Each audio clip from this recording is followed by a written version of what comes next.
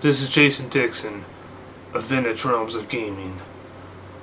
I'm doing this video for my dad, Floyd Dixon, who passed away over a week ago from cancer. So this video, I'm going to be paying a special tribute to my dad, of what type of games he liked, what's his favorites, and what his memories are with me about gaming, and how he got me introduced. And this video will be unscripted. Now, my dad was never a hardcore gamer to begin with, but he did get me started in gaming in 1989. Well, he actually bought my sister the Nintendo Entertainment System for her birthday, which was the action set bundle that features 2 controllers and the zapper gun and the Pac-Man game, well, 2 Pac-Man games on 1 cartridge, which is Super Mario Bros. And Duck Hunt. I think I talked about that one in my Duck Hunt review when I used to be the Ultimate Gamer, which of course I'm not going by anymore. When I started playing the Nintendo Entertainment System, that's where it really began to start changing my life forever. And within a year later, I've been seeing advertisements on TV for Game Boys, and I dreamed about having one of those someday. And at the age of 9, during Christmas time of 1991, my dream pretty much came true. I got a Game Boy.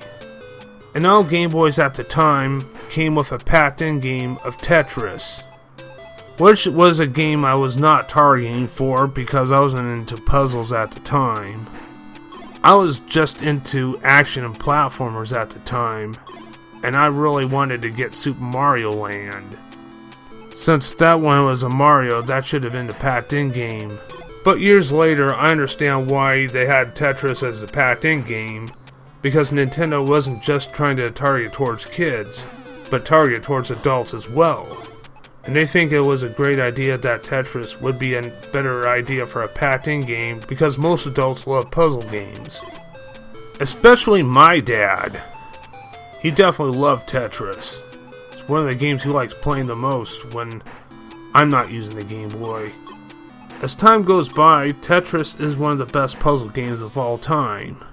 I actually got more into it years later. And looking back on the years of Tetris on the Game Boy, I love it more nowadays than I did back then.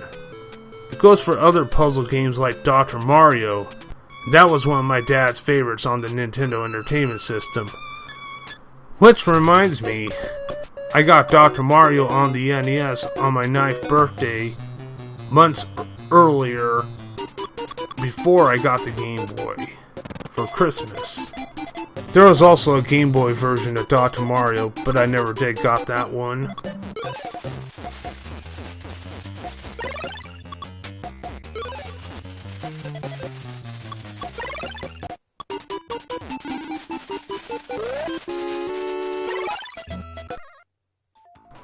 In Christmas in 1993, when I was 11, I got my first video game console.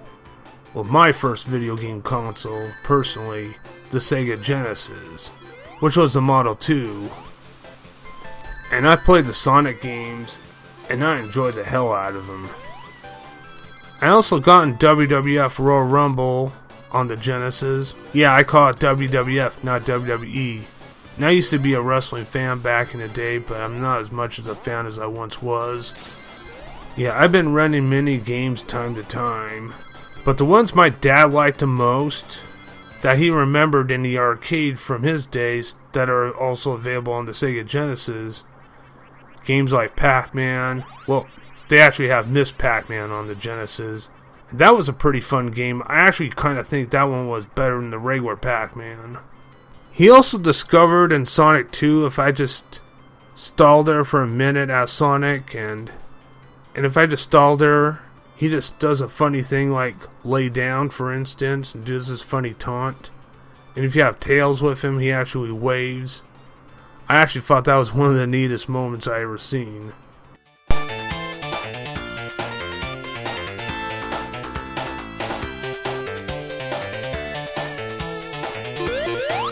During the mid-90s, I believe it was from 94 to 96, During the weekends, Dad and I used to go to the Paradise Bowling Alley, and we usually play arcade games there.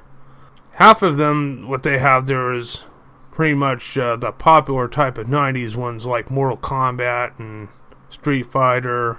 Yeah, those type of games, the fighting games. They also have shooter games like Terminator 2, the arcade game, and Revolution X, and Lethal Enforcers, and full motion video shooter game like Mad Dog McCree.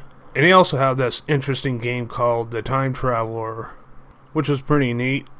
Usually his arcade types there is usually games from the late 70s and early 80s like Frogger or Pac-Man or Galaga or Missile Command or Breakout or Defender or Joust or Robotron or Sinistar or Space Invaders. Yeah, those type of games. I wasn't too interested in those games because during that time I kind of thought they were a little bit too dated. But years to come I actually got hooked into them and I pretty much enjoyed the hell out of them. So I play older games before my time to time.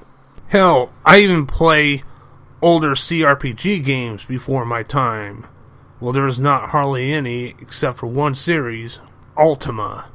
And those type of games are even more complex for me to get into for today's standards, especially when I'm more used to the modern RPG games like Skyrim. I pretty much try to get into any game, especially any of the older games, for historic purposes. Well, the type I can get my hands on, that is. And speaking of computers, in 1995, I was also looking at a PC magazine, and I was limited to consoles at the time. And when I was looking at what the PC had to offer, and I was aware that, damn, they have a lot of cool stuff for the PC. And I didn't hardly have many friends, never really did, especially friends that have a home computer so I can try out games on. Because I was most likely an agoraphobic type of guy, and computers were pretty expensive at the time. But when I was looking at the magazine, I fell in love with all the games they have in it.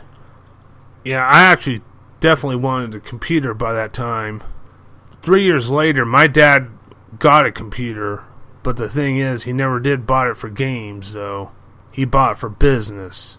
I talked to my dad about getting some of the games that I have on the list that were from the magazine, but he says, "No, I did not buy this thing to play games on.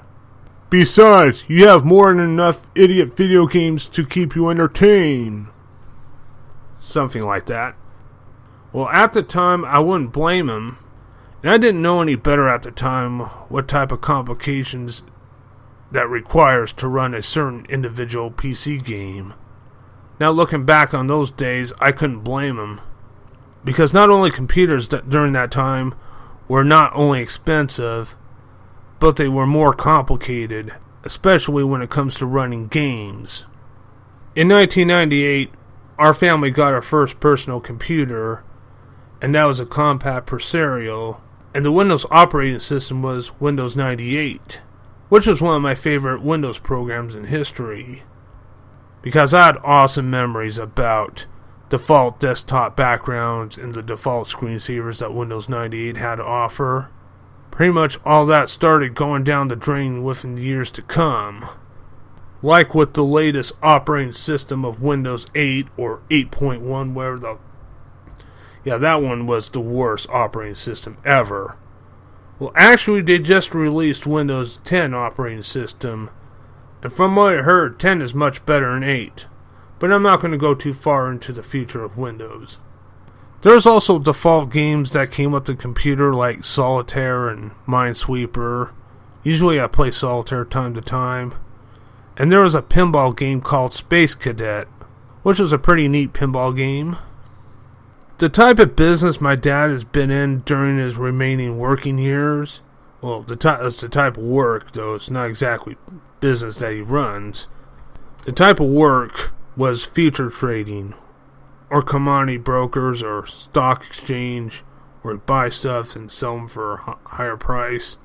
Some complicated stuff that they actually find for commodity stock brokers.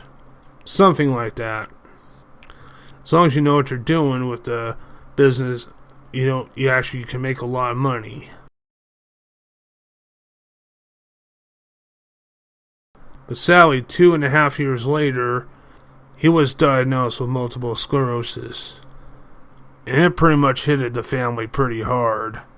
And there's much more to that. He learned how to live with it. I learned how to live with him having it. The family learned to live with him having it. It wasn't that easy at first, but as time goes by, we've been grown used to it.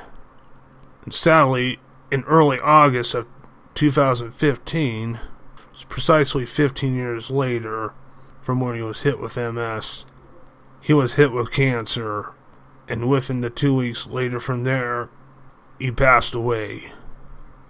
And it's been over a week now that I lost my dad, and I'm trying to get on with my life as much as I can.